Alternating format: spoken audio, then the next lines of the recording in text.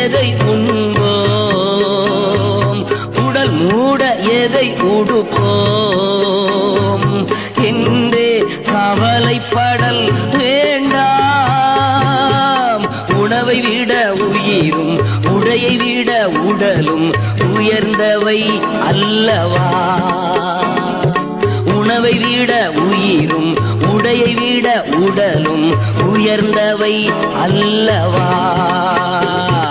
வானத்து பறவையை பாருங்கள், அவை விதைப்பதும் இல்லை அறுப்பதும் இல்லை சேர்த்து வைப்பதும் இல்லை.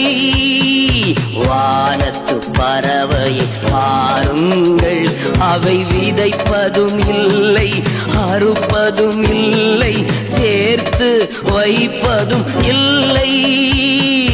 கர்த்தர் காக்கின்றார், கர்த்தர் காக்கின்றார்.